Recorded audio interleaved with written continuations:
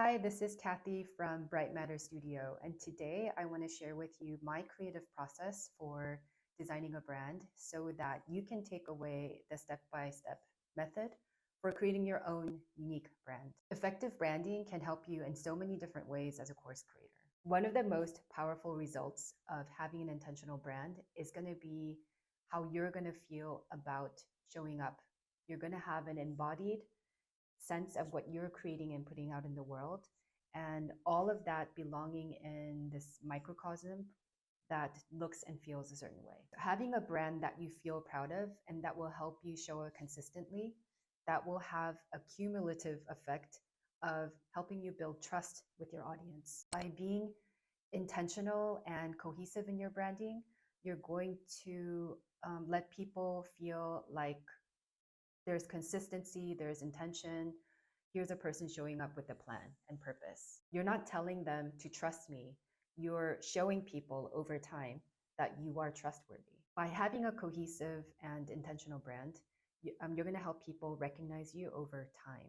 And they're going to start to remember you and connect you with certain colors, certain fonts, a certain style of layout that you use. When you show up in their inbox, on their social media feed, wherever else you show up, they're going to know that it's you. Having an effective brand will also make positioning you as an expert more effortless, and you'll be able to price accordingly. On the subconscious level, you're communicating that your brand is trustworthy and you're offering something of high value, and the experience that you're creating through your program or your course or your membership is a place where they can trust that process. Having a steady reference, aka your brand style guide, reduces marketing efforts while increasing impact. Branding is part of an automation process in your business. You don't want to tinker in Canva constantly and be attacked by the shiny new toy syndrome. And you want to be able to consistently create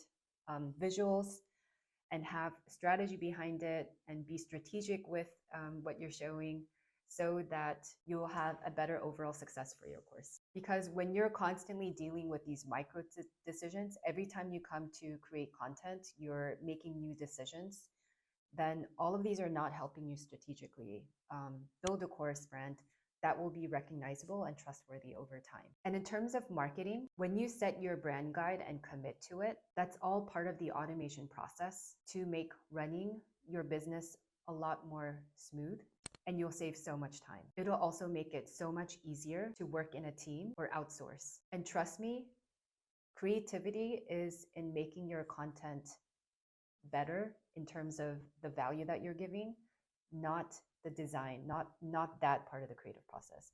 That decision should be made and done, and you have certain assets to play with. And that's what having a strong branding will help you do. So let's jump into the process now. I'm naming my unique branding process the embodied branding process, because if you follow the steps, you're going to have a visual brand that feels really grounded and embodied in the mission, vision, and intention that's driving your brand. And it'll be holistic because you're going to start from the inside, your inner values, to get to the outer vision and visualization of your brand. The half of the circle will be dedicated to the research to find out what makes your course and brand unique, which will be followed by the other half, the creation and the design phase. Of course, for today's video, I'm going to show you what the process is like in a nutshell so that you're coming away with the big picture. One YouTube video could not cover the entire process and the actual detailed steps to get to the result, but you're going to get the big picture by watching this video. Step one is discovering your brand's heart. You have to understand and define your brand's vision, your values, and the culture that you embody in your brand. And in order to get there, and before doing any visual work, you have to do a little soul searching, and some writing might be helpful. So this can be done in a Google Doc because it'll be a reflective writing exercise and writing in a more free way. And it's your chance to really ground the abstract and maybe the more intangible ideas about your brand into real words. So if you were to read this to somebody after you've done this exercise and kind of come to some findings, then when somebody were to read this, what should they get about your brand? And it should be pretty clear. Also, these are some of the questions to ask to help you out generating this summary. How does my brand help people? And what drives me to create this project? What kind of ecosystem does my dream business grow into in the next few years? How do you want people to feel when they engage with your brand? Do you want people to feel excited or peaceful or very clarified, clear, or soothed? So, depending on how your brand helps people, you might be able to come up with some really great adjectives or just feelings that you want to impart people with. And then you're going to enjoy so many benefits of having thought through this process and just having a really great foundation for creating any visuals. And some of those reasons are it'll help you ground your visual direction with real reasons that are shaping your brand. It's going to help you stay focused and consistent and have less shiny object syndrome. And this will be the basis for visually packaging basically all of your content, whether it be your course or your website or your social media. If you really think this through, then you will have to change less things later on. And this will become the foundation from which you can create all your designs. Now we're getting into the really fun phase of creating your mood board, which is part of the research phase. This is where you're going to discover by collecting all of your inspiration and putting them into one space and having kind of like an overview of everything that's inspiring you. You're going to be able to see patterns and, the certain theme that's going to be reoccurring that's going to show you what is inspiring you. So feel free to expand into imageries of art, nature, vintage graphic design if you're into that, cool illustration styles, or even examples of brands that you admire.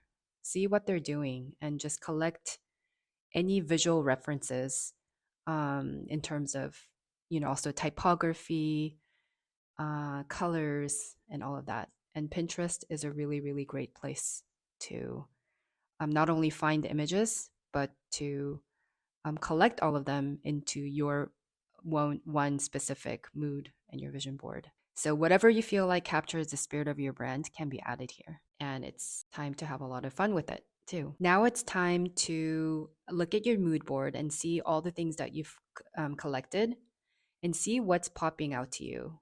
What imagery resonates with you the most? And what's a common line or a pattern that you see? And what colors are speaking to you out of all the things that you've posted? And basically define a direction out of the patterns that you see here. What's the general mood and personality that's coming through all the images that you've collected? And include this in your brand's heart document. You'll inevitably find a connection between what you have written down and have discovered through the brand's heart exercise, and see the correlation between the imageries that were like a common thread in your mood board and tie those things together. See the connection there. And now it kind of makes sense why, out of you came those words and all these images are inspiring you. Now we're getting into the creation half. So if you have not ever used Canva, you can now enter Canva, create an account, and start to explore and play and learn how things work one step at a time. If you're already familiar with Canva, then open a new document, whichever size you want, but the size of your screen in this horizontal format would be fine. So we are first going to create a simple word mark in terms of logo.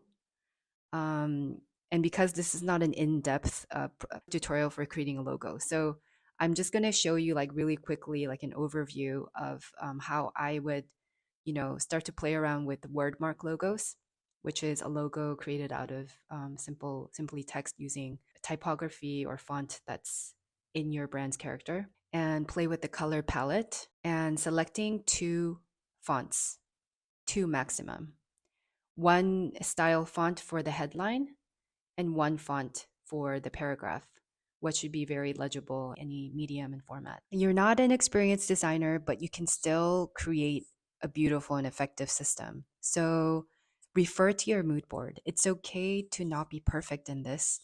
And ultimately, what's the most important aspect about all of this is that you're going to have visual unity for your brand.